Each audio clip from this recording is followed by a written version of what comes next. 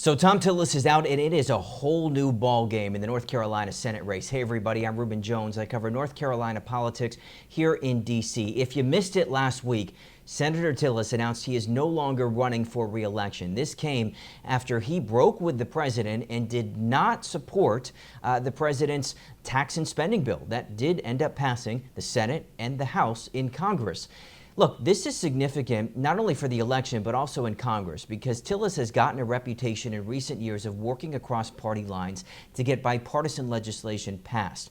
The question is, whoever replaces him, will that person also be willing to work across party lines? Now, when we talk about what does this mean for the election, there's a lot of dynamics at play here, because we already knew North Carolina was going to be one of the most closely watched races in 2026. And when you look at the map, Democrats have very little routes in terms of picking back control of the Senate. It is a difficult road, but the road most likely has to run through North Carolina if they want any chance of getting it back.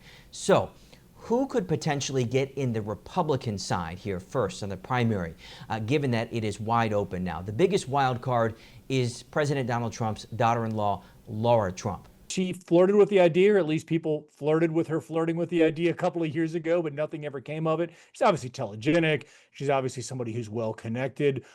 She has some roots in the state, but other than that, I don't think we really know a lot about her, what her policy ideas are. She is currently a Florida resident, so if she wanted to get in this race, she'd have to declare residency in North Carolina by September. If she did, she'd most likely get the endorsement from the president, which could potentially clear a good chunk of the Republican field. If you go back to 2022, Trump's endorsement incredibly influential. Despite there being three high-profile Republicans in the race, a former governor, a former congressman, and a current congressman, the president endorsed Ted Budd.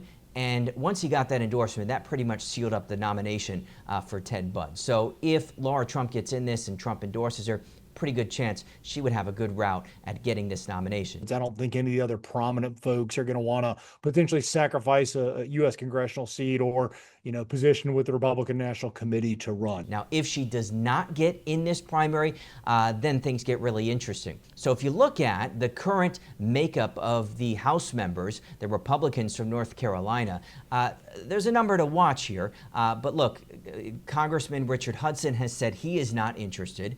Congressman Tim Moore has told us he's not interested. It's not something that I'm seriously considering at all. I think ultimately whoever is going to be our nominee for the U.S. Senate is going to be whoever President Trump supports. Congresswoman Virginia Foxx, well, she would be in her 80s if she got elected to the Senate. It's not likely she would run for Senate.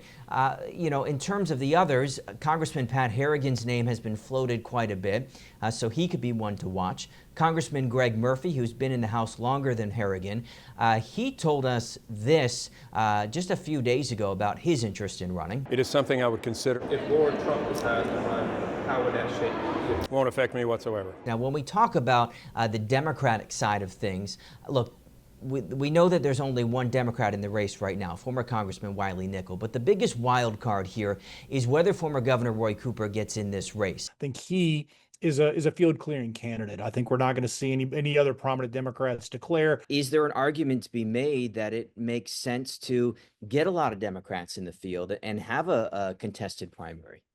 It's a reasonable argument, right? And a lot of folks are going to make it. I tend to think it doesn't make a lot of sense. It just complicates things and it makes things messy, not just for that race, but for other races and for policymaking in general. So I think probably the best thing for the Democratic Party is uniting early behind one candidate. If he does not get in this race, then there will be a number of other Democrats to watch in terms of potentially getting in this race. So what you've got here in terms of the North Carolina primary next year is potentially a boring primary where Laura Trump gets in this, Roy Cooper gets in this, and it's not really all that interesting. Or you've got a potentially really wild and interesting primary.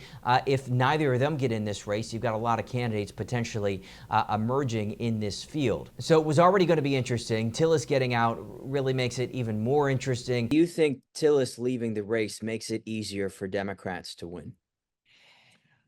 I think it might make it a hair easier for the Democrats to win. And I say that because, look, Thom Tillis was going to get some slings and arrows from the Republican Party But at the end of the day, they were going to show up and vote for him anyway. I mean, what Republican's going to choose a Democrat over Thom Tillis, even though they might be frustrated with him? So yeah, I think it probably opens it up a little bit for the Democratic Party. And we could be getting some answers in the coming days and coming weeks here, as these candidates likely will say they're either getting in or they're not getting in to this North Carolina Senate race.